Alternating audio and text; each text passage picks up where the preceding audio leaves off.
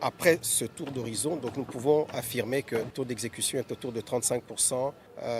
Pour ce qui concerne le taux d'exécution financier, nous sommes autour de 40%. C'est assez encourageant. Lorsque nous discutons avec les entrepreneurs, ils nous font la promesse ferme, pour la plupart, qu'ils termineront au mois de février. Ce qui nous permet d'être dans les délais par rapport aux prescriptions de la francophonie, qui tient à ce que les ouvrages soient totalement achevés 3 mois avant, c'est-à-dire autour du mois d'avril. Donc nous avons du mois de février pour la plupart et on a le temps de faire toutes les corrections nécessaires de manière à ce que les délais soient respectés.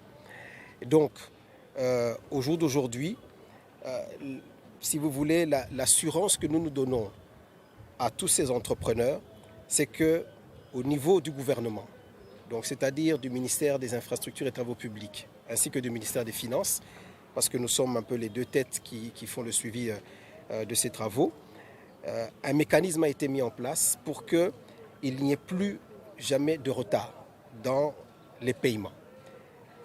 Le mécanisme qui a été mis en place permet que d'abord nous avons payé un acompte de plus ou moins 28%, 28,5%, un acompte pour le démarrage des travaux. Après cet acompte, nous veillons à ce que les entreprises fournissent des décomptes. Ces décomptes qui sont validés par le maître d'ouvrage délégué et ensuite transmis aux finances. Et là, il y a une commission dans laquelle nous nous retrouvons avec le ministère des Finances, la CGT ainsi que le cabinet des ITP pour que justement le processus ne puisse ne pas connaître de retard. Il y a eu un planning actualisé compte tenu des différentes pesanteurs qu'il y avait encore il y a quelques mois. Le maître d'ouvrage délégué s'est donné pour tâche de revisiter tous ces plannings de manière à nous assurer que nous restons dans les délais prescrits. Donc au jour d'aujourd'hui, ces plannings sont en train d'être finalisés avec le maître d'ouvrage délégué.